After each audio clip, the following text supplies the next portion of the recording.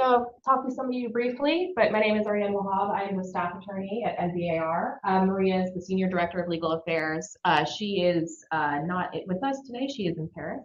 And I was in Clarendon last night, so I did lose my voice a little, so excuse me for that.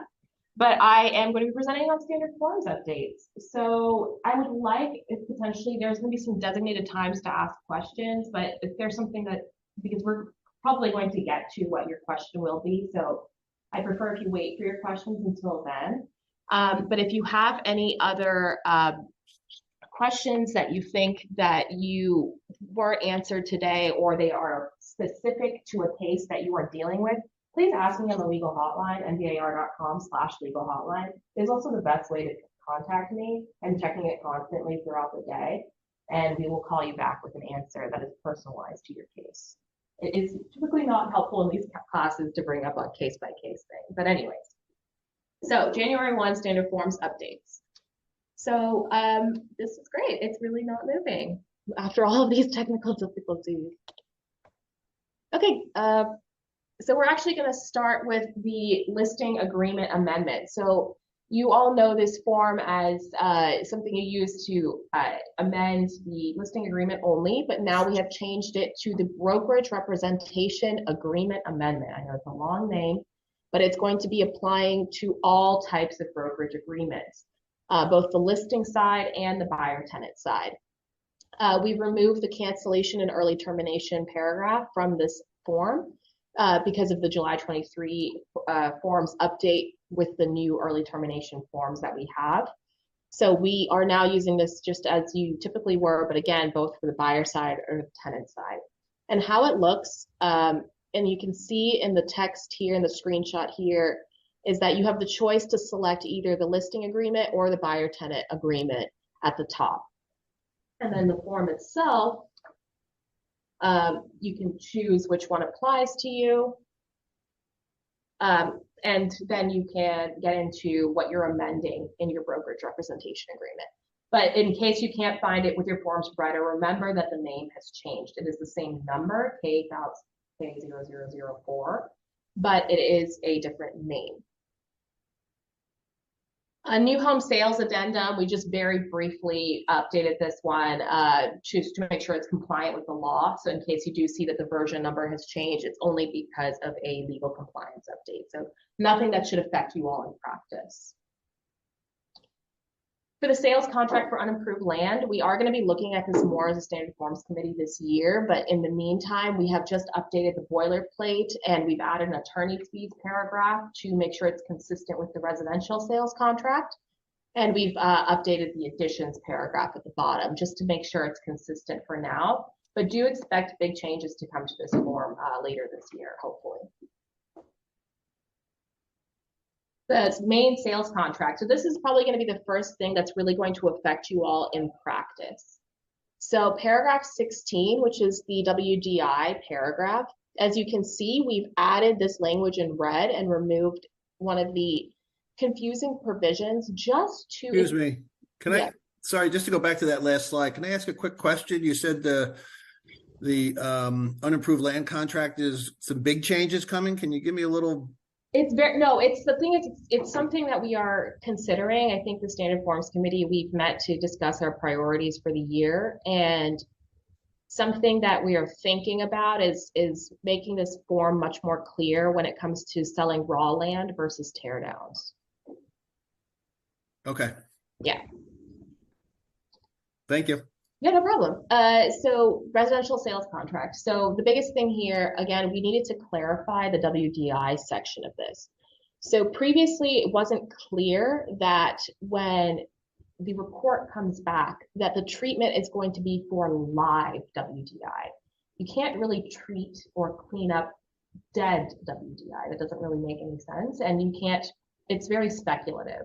So we just want to clarify that the treatment that is required is for live existing insects and repairs for any damage identified in the report. So this looks like a small change, but hopefully this will impact you all and help you in practice. We've also updated just some minor things throughout the agreement that shouldn't affect you all too much. just changed some language in the additions paragraph and updated the names of the forms. This is probably going to be the only major change in the sales contract. I'm in a class.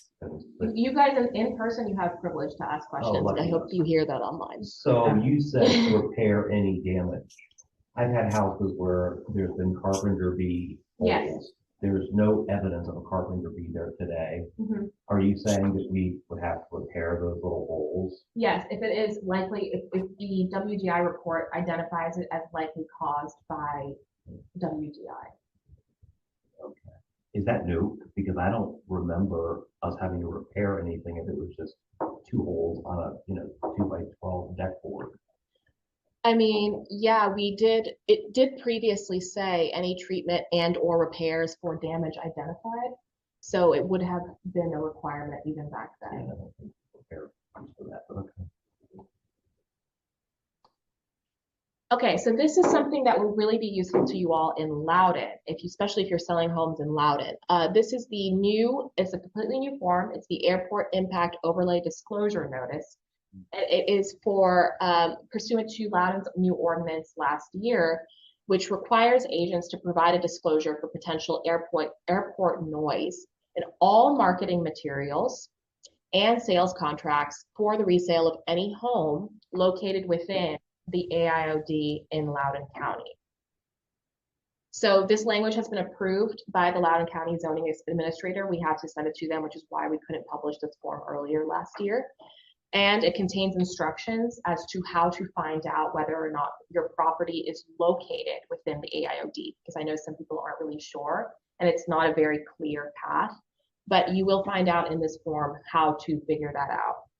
So the way the form looks, this is the entirety of the form essentially, besides the signatures at the bottom, is that you have a property that you're selling in Loudoun County.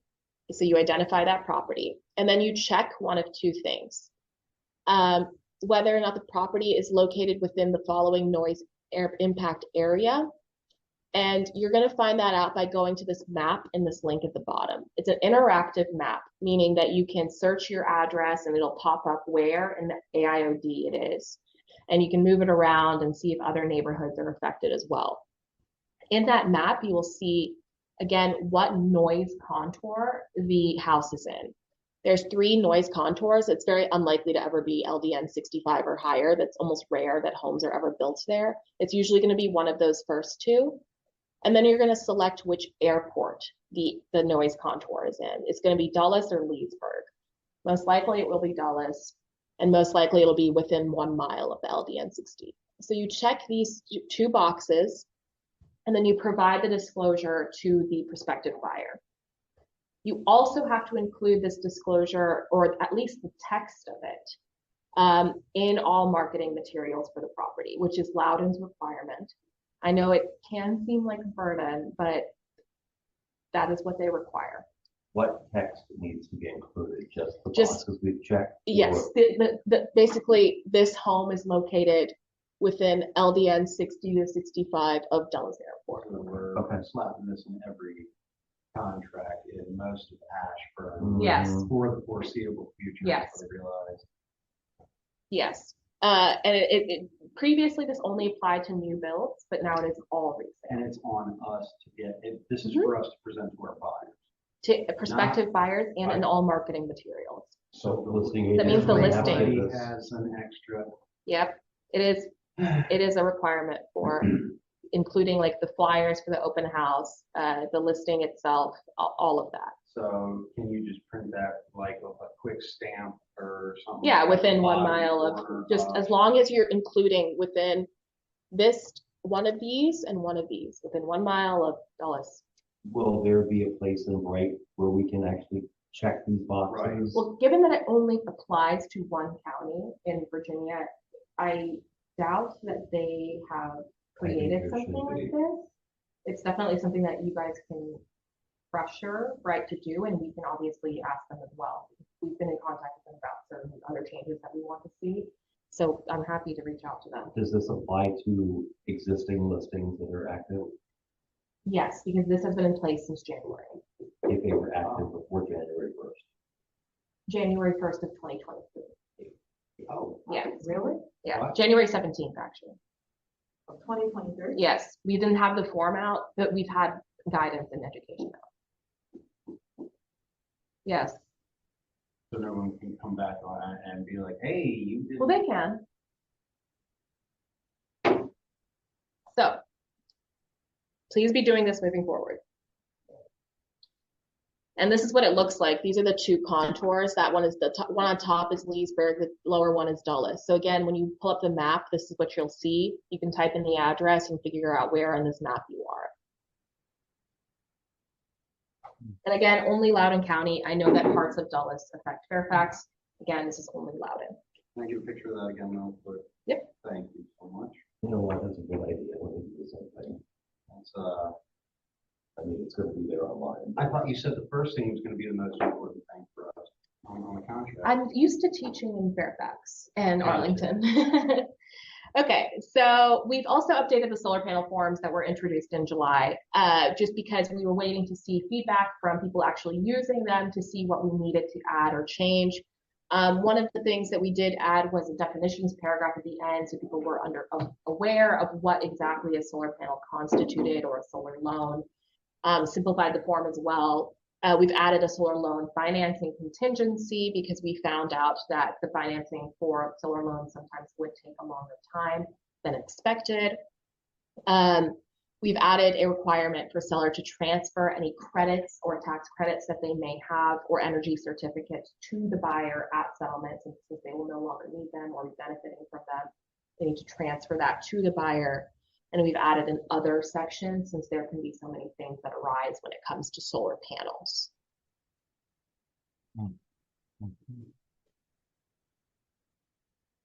Okay, another thing, actually, you know what, because solar panels are a little bit confusing, do you have any questions from Zoom or with regards to any other forms before I proceed?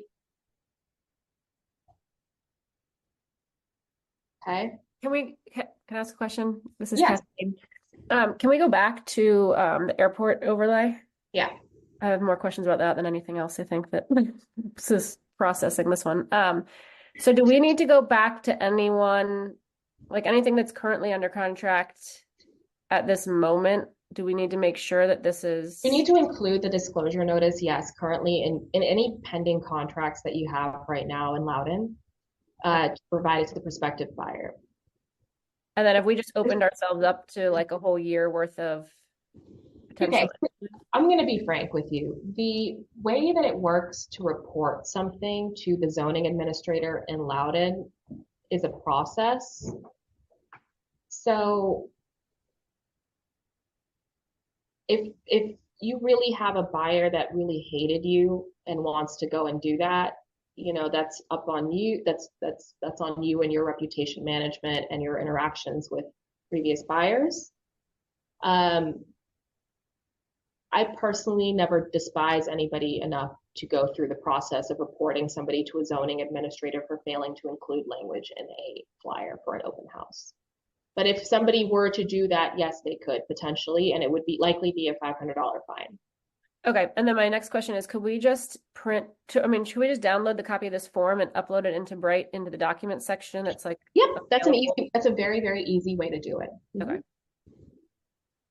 And again, if you go on our website, just like if you Google like Loudoun AIOD or airport impact, whatever, disclosure notice, I have also just drafted just language that you can use in your marketing materials as well. Okay, thank you. No problem. Do you have any other questions before I proceed with pet addendum, assistance animal addendum? Okay. Yes, I clicked on that link in the airport overlay thing. Yes. It brings me to a map and it shows me the blue things. Unfortunately, when you try to zoom in, there's no street names and basically you can't tell exactly where you are, and I don't see any place to type in an address to say, this address and where is it? It should be on the upper right. It looks very similar to the to Jade or the GIS system.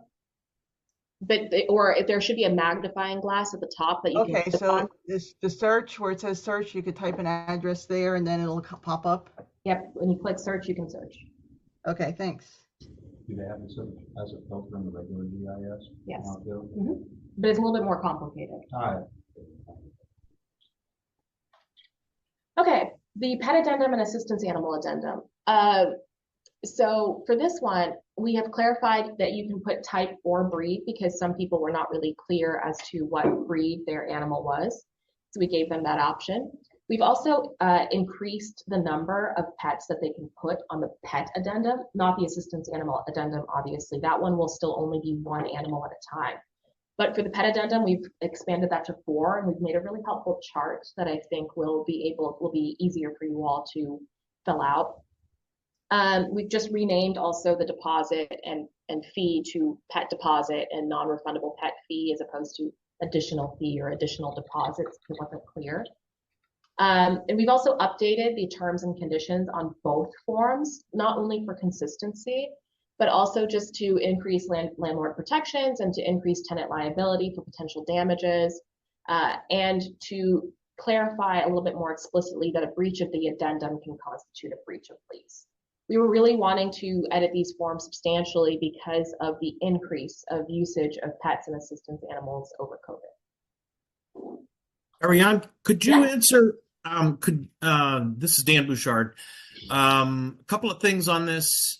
Could you talk about the fact that an assistance animal, a service animal, is not a pet? And Yes. number two, a question that came up yesterday: if an applicant puts in an application and does not include in their application mention of their service animal, is there a scenario there that causes the landlord or the listing agent to determine that that was not a complete application and therefore rejected based on that? That's an excellent question, and I could spend half an hour on this alone. So just to clarify upfront, assistance animals, as they are qualified as such, are not pets. You cannot charge a fee towards assistance animals. You cannot charge back fee. You cannot charge pet rent, pet deposit, anything like that. You cannot provide make an additional increase their security deposit. There can never be an additional penalty towards the tenant for having an assistance animal. When a tenant makes an application and they don't identify that they have a service or by the way, assistance animal is an umbrella term. It refers to both service animals and ESAs. So I'm going to use assistance animal to refer to both. So when a tenant makes an application and they fail to identify the existence of their assistance animal, it is not an invalid application, because an assistance animal request can be made at any time since a disability can occur at any time. So whether or not you think that impacts that tenant's credibility is subjective, and it would be up to a court to decide. But I would not go so far as to deny an application simply because somebody had an assistance animal and didn't include it in their application. I think that would lead to more trouble than it's worth in terms of probably confirming a fair housing violation has occurred if you deny that person's application. Now you could argue, well, they weren't honest with me up front. Well, but a judge would say, well, they're telling you now that they have an assistance animal. Are you going to accept it or not? So I would not get to that level. Of course, you can always verify disability. You can request that verification, and they can provide that information to you depending on whether or not it's a service animal or an assistance animal. Yeah, did you want to follow up on that? I want to add on to this. So the rental application right now does not differentiate between pets or assistance animals, right? There is no differentiation. Okay. I'm assuming that's the way it is. I don't do it. Honestly, off the top of my head, I couldn't. If there's not, there should be. Yeah. Right? It should be assistance animal, and attached would be the verification of Disability. Yeah. The Because thing is, we you don't- shouldn't, as agents, be involved in weeding through all of that and trying to decipher. We've got enough things we decipher up, right? That's a good, I'm looking for my phone to write this Way for down. us to avoid any future Mhm. issues. Okay, so, so you want me to check whether or not the rental application has these Yeah, differentiators? I don't know that it does, and if we use like rent spree, I don't know even on there, because I haven't filled out an application. Mhm. So, Okay. Check. Good point, Paul.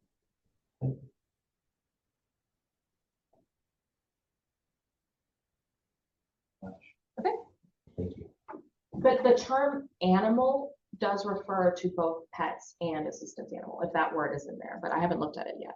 So, I mean, it's also a fact that even if it's just animal has considerations. Mhm. As far as the condition of the home when that person is out, is this any recourse of the landlord? Mhm. That's what we improve the terms and conditions of the assistance animal addendum to clarify again that even though it's an assistance animal and that you don't have any additional penalty, you're not being charged an additional penalty for having it. Yeah.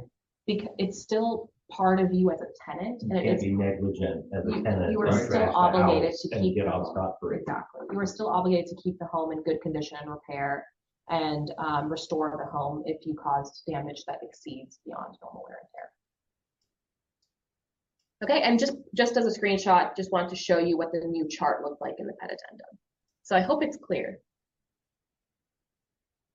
So for the lease itself, again, we noticed an increase of complaints about the lease, about leasing and enforcement generally. We had a lot of landlord-tenant issues come up this past year. So we have substantially revised the default and enforcement provisions of the lease itself, mostly to bring it in compliance with the law. We found that it wasn't in compliance. We have also increased the time period for landlords to provide itemization of damages that exceed the amount of security deposit, because this was a temporary change under the VRLTA, and it will revert back to 15 days in July 2024. But for now, the landlord has 30 days to itemize, an additional 30 days to itemize any other damages. We've also added a new early termination right for tenant, which is pursuant to the law as well. And in this law, how it works is it started in July. When a tenant moves in and there is a condition in this home that could severely impact health, safety, or life, and that is defined in the law itself, what that could be, like for example, a rodent infestation or lead in the paint.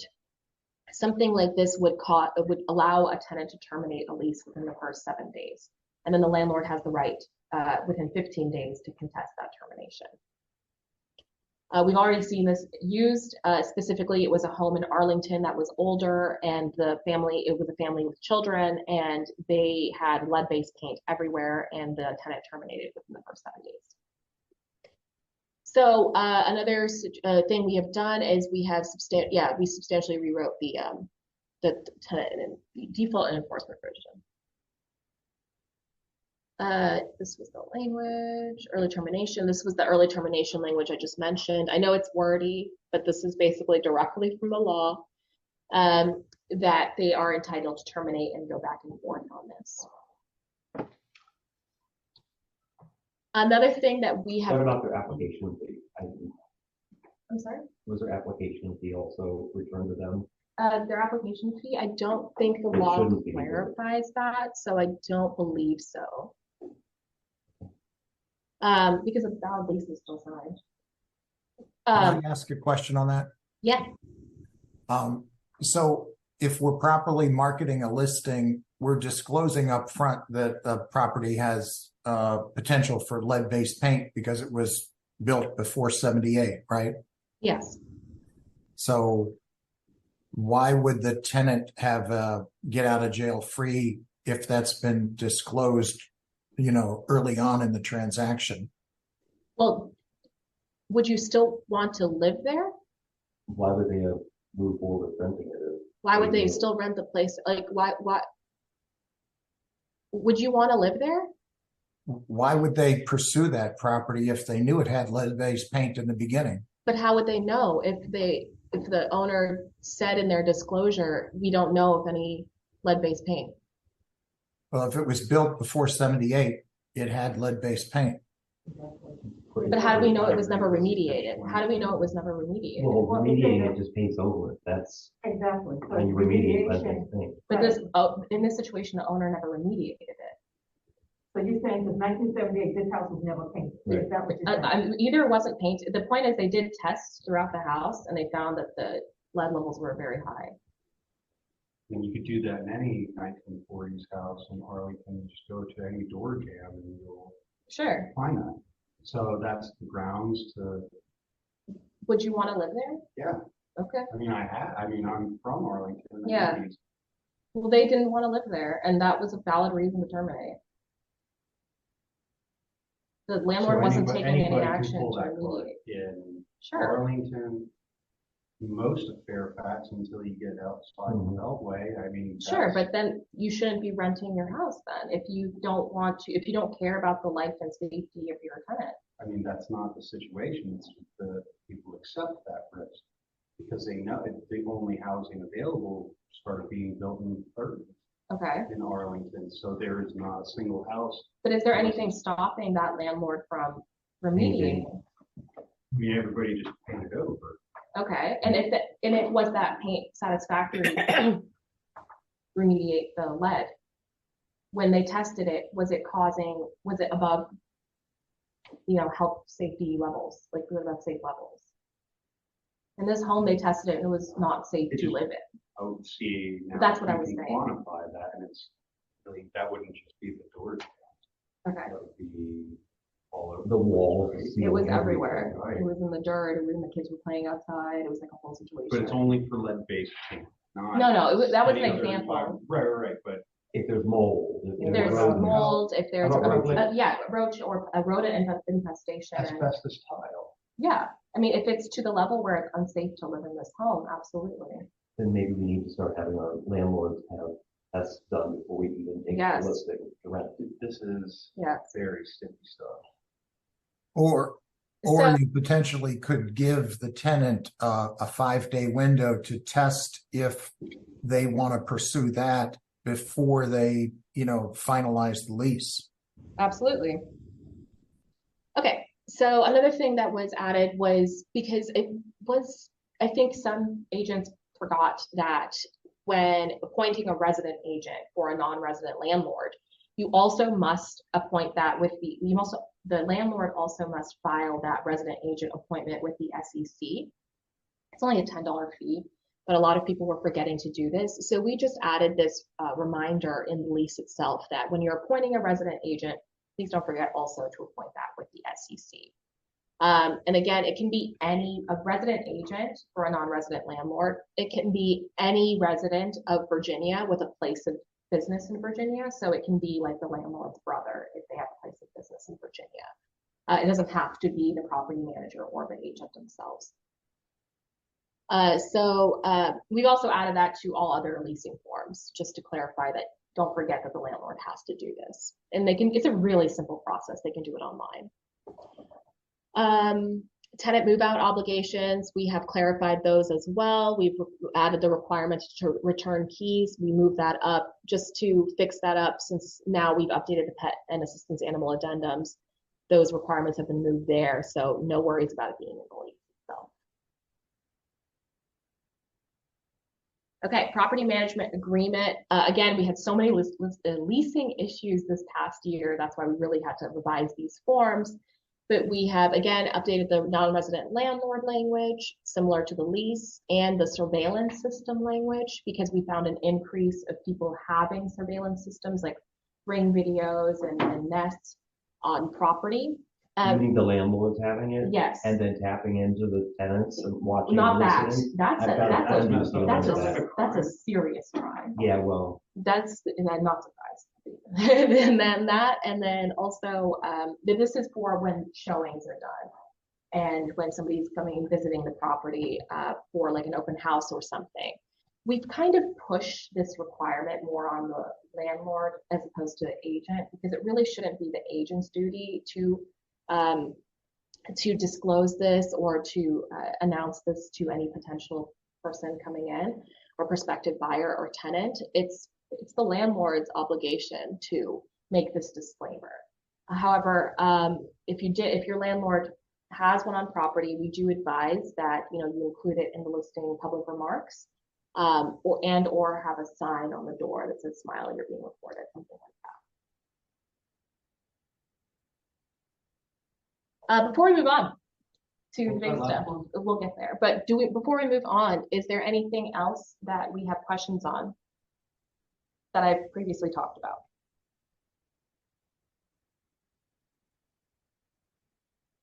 Okay, great. So again, these were the changes that came out January 1. Now we're going to get into the compensation changes for all of the brokerage representation agreements. And these have been in place in our forms library since December 1. So hopefully you all have started using them. If not, I understand it was the holidays. But Wait, what? I are ultimately responsible for paying their agent. So does that mean they've got to come out of their pockets and get a little extra Yes. finance? Yes, yes. Or ask for closing cost assistance to help pay for it. So basically how this works is essentially we have substantially revised the language in the compensation paragraphs across all brokerage representation agreements to clarify them because it looked like, you know, the language that was in there was not particularly legally in most cases, you know, seller will pay. That's not very contractual language. So we just wanted to clarify this so that it was a little bit cleaner and a little bit more clear to any consumer reading the contract. So what we really wanted to emphasize were just the basic points that you should have all learned in training. Essentially that commission is fully negotiable to the broker and to the cooperating broker, which is usually the buyer broker or the tenant broker. And that the buyer or tenant is ultimately responsible for paying their own agent. It's always said before in for example, the buyer broker agreement, buyer to pay broker fee, and then it would outline what the broker fee is. But a lot of people would skip over that first part and not be sure who pays, but it is the buyer, they're signing the agreement. And also that individual brokerages have the discretion to set their own rates based on value and expertise of that agent. And we also removed any indicator that cooperative compensation is required to be offered. Wait a second. So it's still got the lines in there where if we choose to work as the seller paying both sides, then that's perfectly left. Yeah, because it is. But we're going to come up against or up to listings that they're not offering anything, in which case we go to our buyers and say, if you don't mind, I'm going to get into this. Don't worry, I'm going to get into the meat of it. Ariane, Yes. Ariane, could I just add something really quick? So as a matter of policy within our company, Remax Distinctive, the company does not set a commission standard. Thank you. Yeah, that's excellent. That is up to the individual agents. I can't believe it's actually even in there in writing, right? Because that's part of this whole lawsuit about setting a standard compensation. which the lawsuit blindsided me because it's always been negotiable. Yeah. There's always nothing set. I mean, it's almost the first thing you learn. Well, don't forget, this is a large country, you know, and there's many agents. And some people were not following rules, and they found that those individuals were not following rules. Yeah, I feel like everyone was pretty much following the rules because We're lucky we're in the Northern Virginia real estate market. Where everyone here is pretty great. So. But this is so awful for us now. Well, this case was in Missouri. So, yes, again, we have clarified that cooperating compensation is not required and that the listing broker is to have the conversation regarding the pros and cons of offering cooperative compensation to their clients, should they so wish. We've also updated the disclaimer at the bottom. This is essentially what the new paragraph looks like. So in the listing agreement, that's what I'm talking about in this section here. In the listing agreement, paragraph 12, that is the broker compensation paragraph. Part C identifies what the cooperating broker or the buyer's broker receives. So this is the paragraph that we've most revised. We've defined what cooperating compensation is, which is buyer agency compensation, an amount taken from broker compensation and paid to any broker representing buyer. We found that consumers weren't really clear as to what cooperating commission meant. So we identified that as buyer agency compensation. These should be the same. We've been looking at this. We looked at this all of 2023, and this was the first change we made, just in terms of clarifying that it could be a percentage of gross sales price or a dollar amount or a hybrid. So we just cleaned that up a little. Is there room in there to put X percent minimum? Good question. So we actually removed the ability, we've talked to our forms providers, and we've removed the ability to include any text in these blanks. It should be only numbers. Because if Yeah. yeah, Dan. Oh yeah, go. No, I continue on. I want to add something afterwards, but continue on your sentence. We don't want to create confusion for especially your clients, and also we don't want to risk an unenforceable contract by putting any language in there that is conditional. So if a listing is paying a buyer broker 2 pennies, Sure. and we've written in there 1.5 Okay. pennies, where does the other half a penny go? This is the listing agreement. I'm sorry. I'm thinking. Oh, you're thinking looking ahead. at You're it jumping by ahead. It's broker. okay. We'll get there. I'll have an answer to your question. My bad. Dan. Yeah, so one of the things that we've been seeing a lot of lately, and this is one of the things I'd like to ask you to address too, is of course, a lot of agents are seeing that you're getting whenever we're seeing the language of per MLS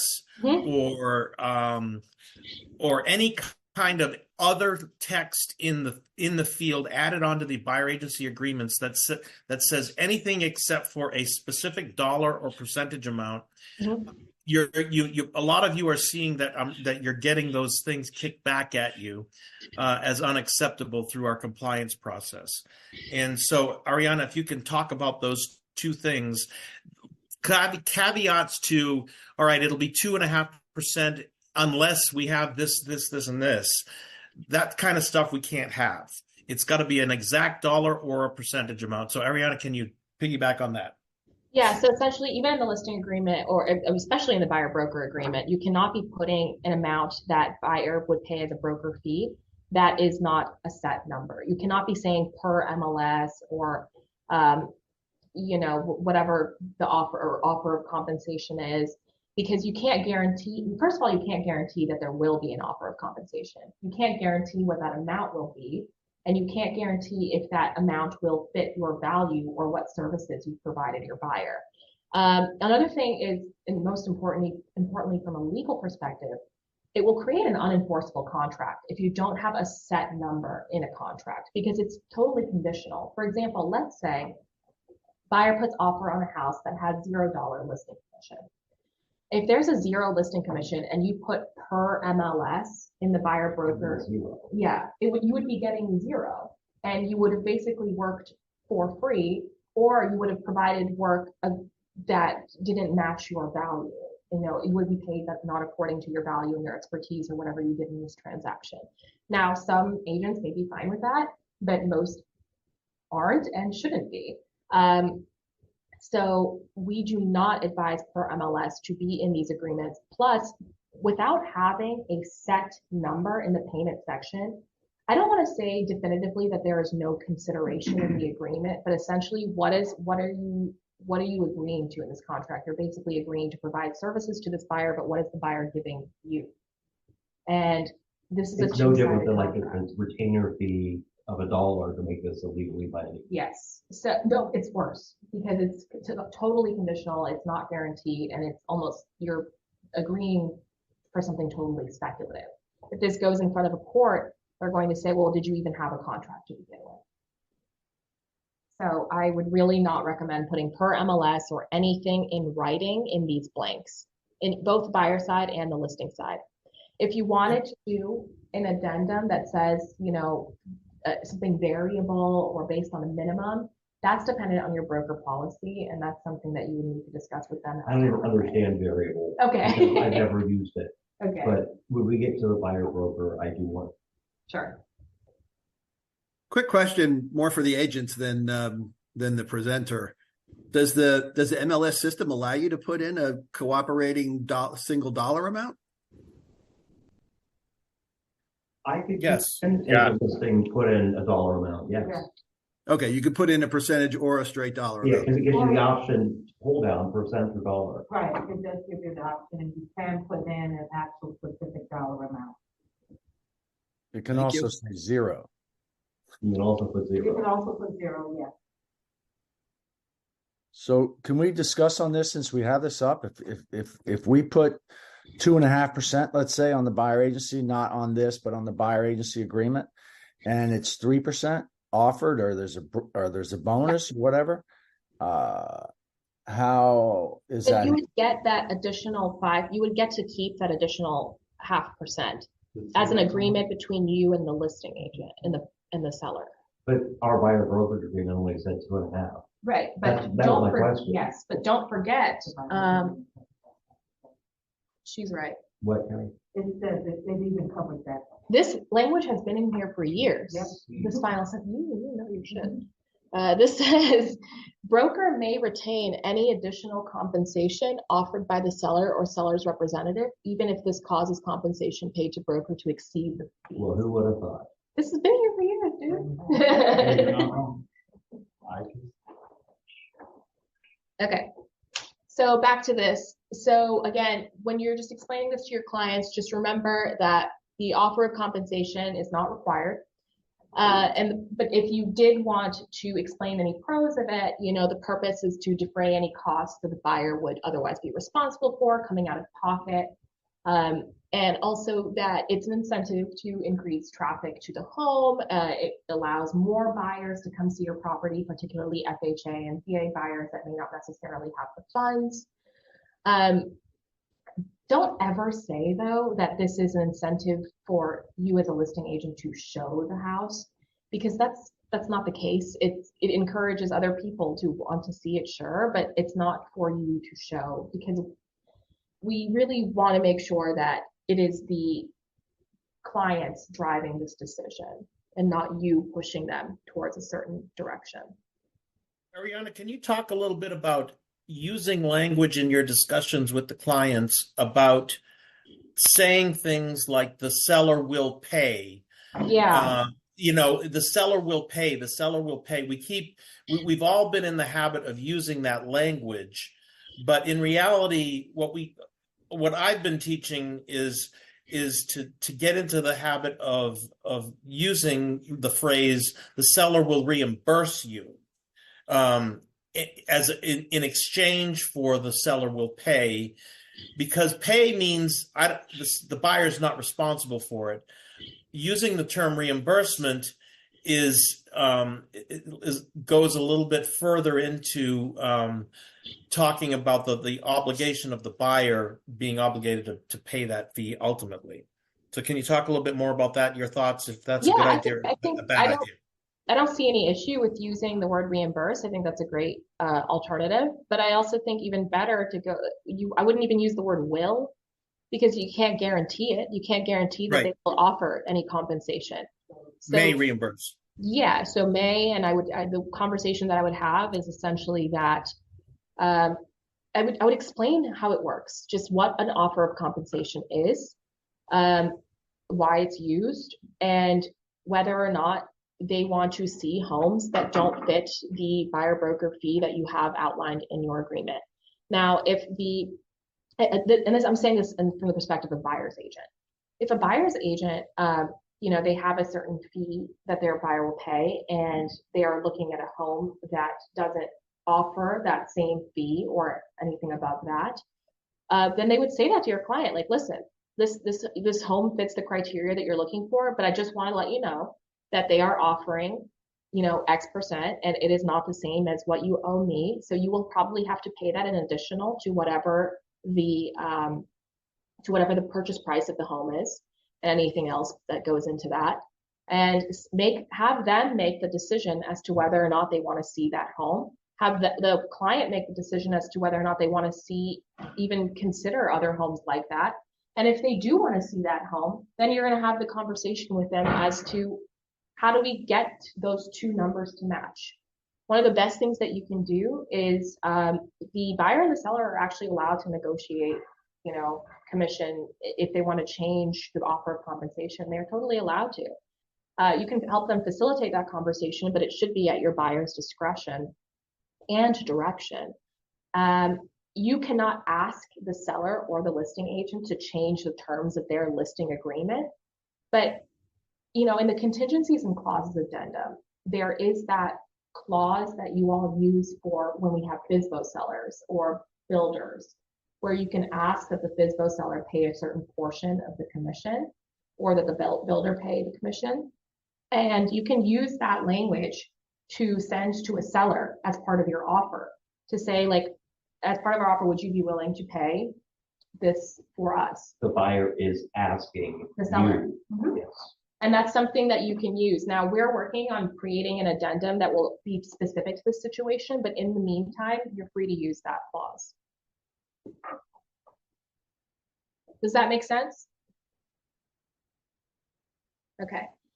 Other things in the listing agreement that we have updated, and I will get to the buyer agreement in a second. We've just clarified paragraph 10, the marketing paragraph, just added some title headings to make it a little bit cleaner. And we've added that same surveillance system language in here.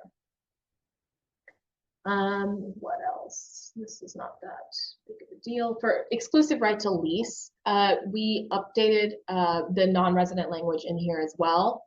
We've moved up the utilities paragraph just for consistency's sake, and updated the office exclusive language as well. So just some mirroring consistency changes, nothing too comprehensive that should change your day-to-day.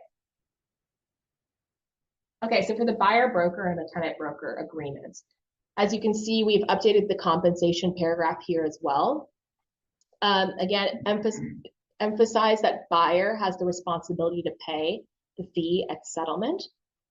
So it had already said that buyer will pay compensation in the amount of X, but we just, for redundancy's sake, just added on buyer is responsible for payment of broker fee at settlement, since some people tend to have skipped over that first part of the line. We've also removed that in most cases sentence, since we found it wasn't contractually, it just wasn't legal language. And we looked back at our old forms from like 2009, and we found out that it actually already said this, and I don't know why we changed it, but it's okay. So how it reads now is that if broker receives any compensation from the seller or the seller's representative, then that amount will be credited towards the broker fee, the buyer broker fee. And of course, as Can I ask, yeah. Can I ask a quick question, since you're an attorney, correct? Yes. Okay. So I understand, like, I used to put in, I'll admit this, but whatever. I used to put in some of my agreements that, I talk about compensation in the actual contract. Now, my understanding is that makes you a party to the contract somehow, and that, but my other understanding is the way this is addressed in the Code of Ethics is quite archaic, because it still mentions standard agent in that part of the Code of Ethics. I think it's 18.1. I'm not positive, but so what is it that precludes us from just saying in the contract, seller agrees to pay the buyer's broker X? I mean, who cares? What do you mean? Like, why would you want to put in a contract? Like, I put a contract that, let's say the compensation offered by the seller at contract is 0. Okay. Right? And I don't want to try to get some credit back in closing costs or whatever for my buyer to pay to compensate me. What precludes me my buyer has directed me to seek this compensation from the seller. Why can I not put in the contract seller's broker, whatever, to pay, X to buyer's broker? You mentioned it seems pretty simple to me. But that's attached to the contract. But I think he's saying in the contract, not as in the text of the contract itself. Yeah, anywhere. On Oh, an yeah, addendum, I mean, we can whatever. look at adding that to the contract as a standard forms committee. I think we briefly discussed it in December and we found that it's strange because it's not, Normal. it would sort of draw attention where it doesn't need to draw attention. Who cares though? If Ultimately, it draws attention, who cares? I mean, if I get a contract from Yeah. you and it says you want X, I'm going to go over it with my seller. If the net matches, if the net's good, we're ratifying. Who cares? Who cares what the verbiage is? I mean, again, as I said, there's nothing wrong with including that in an addendum. I'm told that I can't do that by our broker because that makes you a party to the contract. I think there's some confusion here. The key is because you're asking for additional funds.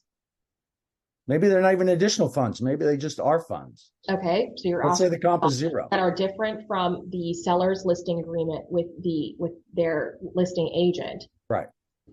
You can't ask for an amendment to their listing agreement, okay? Because that's their contract. That's totally separate from the transaction. And the contract is between the buyer and the seller, so you can ask for whatever you want. The buyer can ask. The buyer can ask, but you as a buyer's agent cannot be asking the listing agent or the seller to be doing something in the contract because you are not party to the contract. Is that what you're trying to say? But I'm the buyer. But ownership So- of buyer, so it's really the terms that the buyer is putting forth in order Right. for them to decide to buy this property. If one of those terms Right. is that you want to give compensation, the buyer is requesting that the seller give X amount of compensation to the buyer's representative, then that is okay, because that is a part of the term Yep. that the buyer is offering in order to purchase the property. Yep, 100%. Okay. Yeah, you know. Yeah, you got this. This will get, I guarantee you put this in any contract, 90% of the brokers will kick it out. Tell you, and most agents will tell you it's not allowed. And I've seen it multiple times.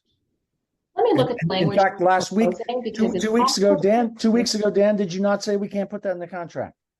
Yeah, yes, we did. Yeah, that is true. If it's your broker's policy, I can't speak to your But I broker's. don't think it's a broker's policy. I think it's something that they Well, thought we you can can't we do. can dive deeper into that and come back to that. Okay. Okay.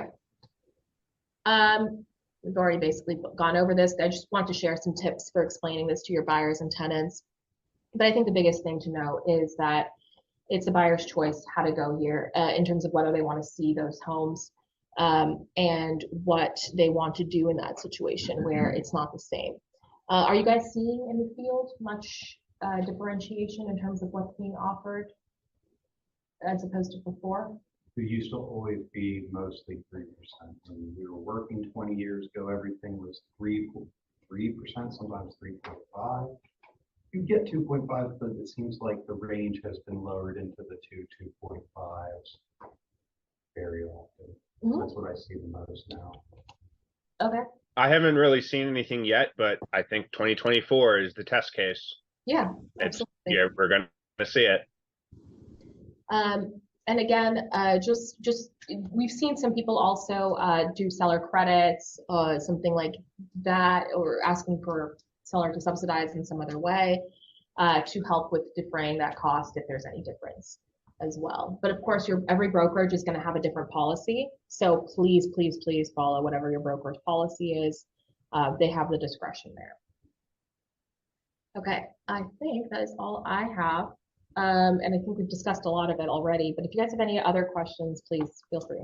I do. Yes. Early termination Yes. of a listing agreement. Yeah. It drives me crazy because I started putting in a dollar amount for early termination. Okay.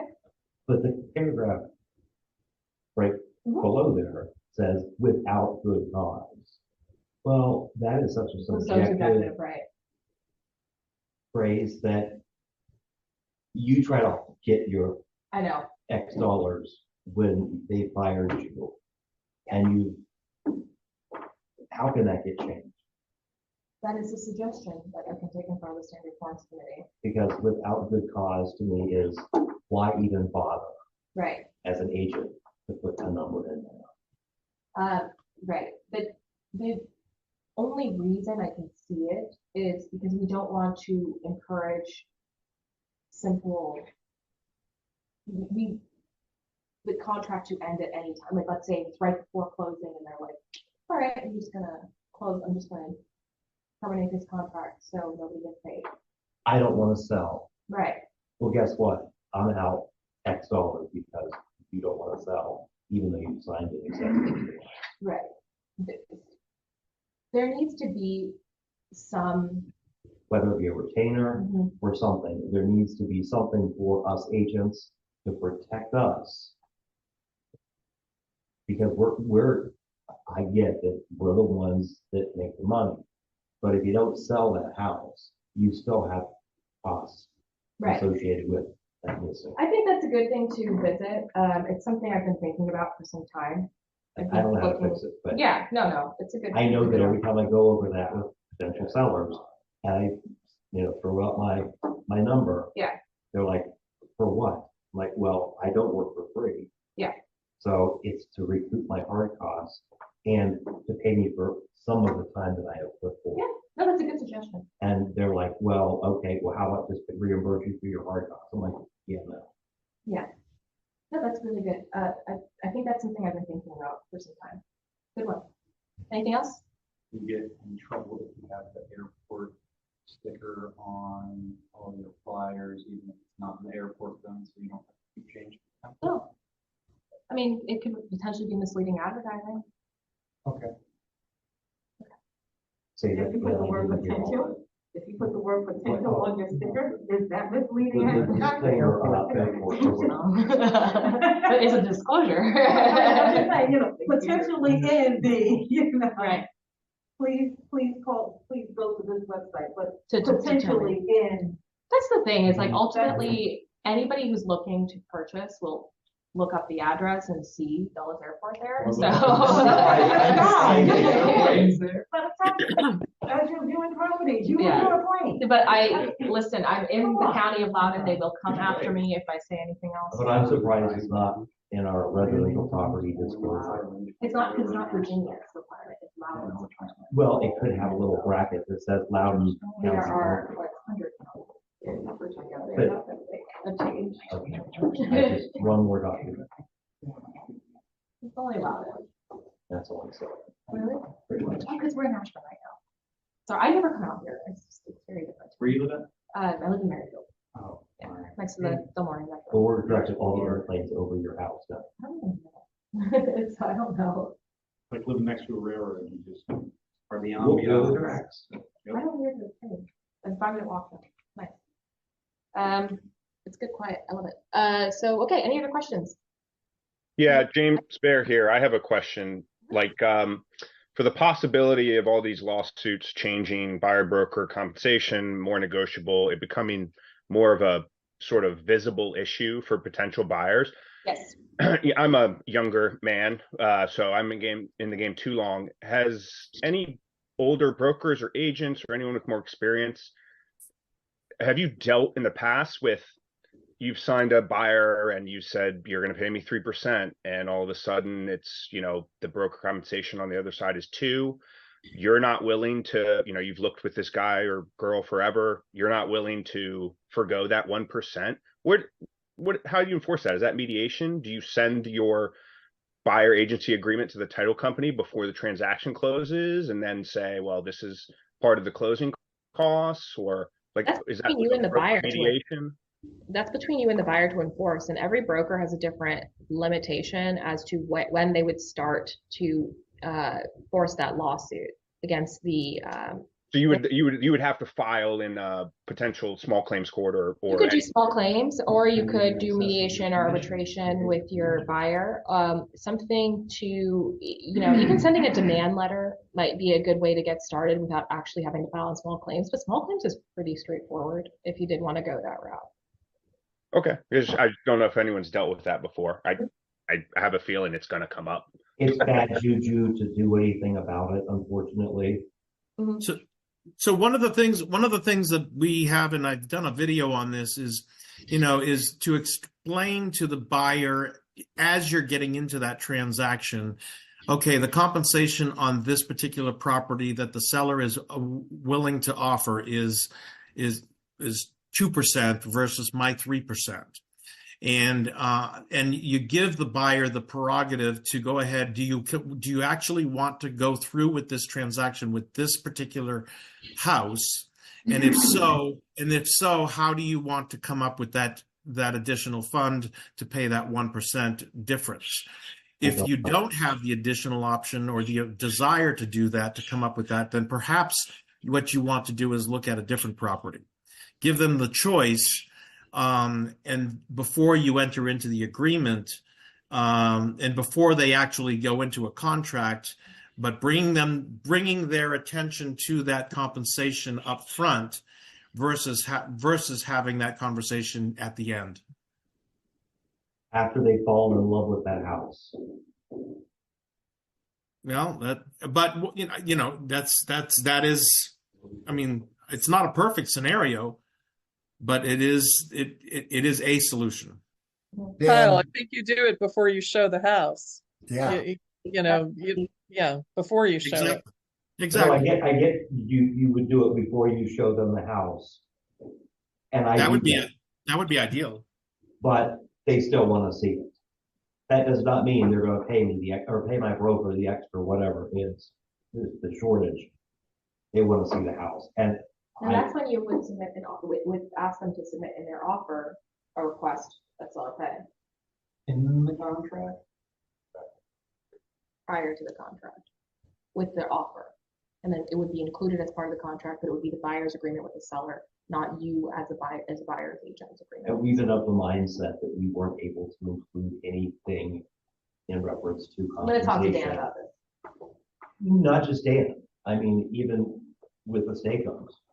When we were Remax Select, we were told we could not include compensation in a sales agreement. Yeah. Since when? And there's a lot of arguments back and forth on that. And you talk to one attorney, and one attorney will say one thing, and another attorney will say another on that topic. So, Andrew and I will get together and come up with a policy on that. Yeah, I'll talk to you about that thing. And you said what? I'll talk to you about that. And Kyle, my take on that is that Jim and Phyllis used to always say, this can't be coming from you as an agent. Yeah. But what Dan and the attorney were specifying is if you said, my buyer has advised me that we're requesting, X compensation, then it comes across differently because it's not you as the agent requesting this. I guess I didn't hear that part of it, Tim. I was always just told that it could not be part of the contract, sales contract. Yeah, back in the day, that's what they said. But now, I think Dan and the attorney have clarified that this would be hopefully coming from the buyer and it wouldn't be you requesting that change. Okay. Yes. Is there anything else from online? Yeah, James Bear again here. On the tenant early lease termination, I get some serious things, but like, who determines, a life altering or a threat to life, health, or safety? I mean, is that some sort of committee or? Yep, the statute itself outlines some examples of what that would be. And it's usually defined in the law. Okay, but not in the paragraph here, not in the. No, because clause. we can't just. Can we get a link to that just so I know? Because I mean, I live in South Arlington. Crime has risen up. It's 55.1-1234.1. Okay. We can't just sit and copy and paste the entire VRLTA into the lease. Okay, gotcha. I'll look at the VLRTA at that 55.1 through 12. Okay. It's on the screen. Thank you. Mm-hmm. Anything else? Yes, hi. I've got one quick question here to go back to the compensation situation. from what this conversation has kind of suggested, that the buyer has to be the person that directs the buyer agent to ask for the seller to make up the difference in a compensation that's not the amount that's in the buyer agency brokerage. So my question becomes, I believe it was something understood that we couldn't, since it has to come from the buyer's direction, how does the buyer know that that's an option for them? Because it understood to me that we are not even supposed to suggest that. Again, going back to the actual buyer direction. So how do we give that suggestion to them that, oh, by the way, it can be solved potentially through this manner? Just like you told me just now, you can explain that to your client. If they see a house that they're interested in, and before you go for a showing, you're like, listen, I looked at the house on the MLS and I noticed that this was their offer of compensation. It's different from what you and I agreed to. It's up to you, and you can explain to them what that's going to mean financially for them, and you can explain to them their options. You can be like, you can ask for a seller credit, you can ask for them to help you pay, or we can do this or something like that. And this is what you can do, is that you can also ask in your offer that they pay a certain portion of it, or that you can ask for a subsidy. Okay, because that's the time when you would tell them. Okay, because my question really was specific in the vein of anything that I've read about this action that has brought this to the surface is that we weren't even able to say that because then it's not the buyer's direction anymore. It's a suggestion that we're giving them. And that was certainly the conflict I had in my mind, is how do they know what they don't know? How do they know what they can ask for if we don't guide them with Don't tell them. But that's the thing. And I think that's how we got here, is a lot of people are afraid to talk about how they're getting paid with their clients. And how our brokers are getting paid. Yeah, or how the brokers are getting paid. That too. And I think a lot of people are afraid of that and they don't want to get into it. It's not, kosher. I think that you need to understand, and everyone needs to understand, that it's okay. And it's okay to clarify, this is how it breaks down, and this is what the differences are, and this is how we can ask for more. It's fine to do that. There's nothing stopping you. Okay, because that's contrary to some things I've read. That's why I was asking that question. Some of the things that I've read about this, and again, these are generalized articles I'm reading, as relates to this action that was taken.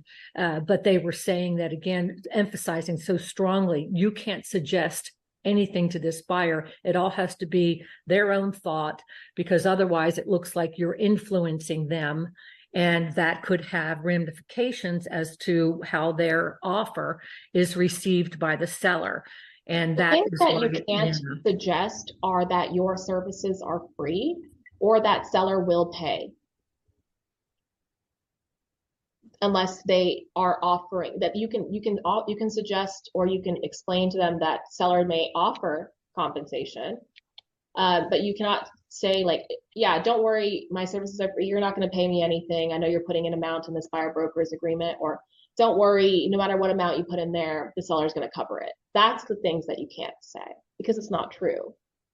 Right. Agreed. But as I was saying, it's it was suggested in many articles that, again, I find that to be reasonable. What you're saying, I would like to be able to do that, but it was somehow casting doubt that took away the fact that it was at a buyer's direction. It was at the seller telling the buyer they should do this in order for them not to have this difference in what they agreed in the buyer agency and what is now reality that the listing side has offered as compensation. So I just want to stay on the right side of that concern.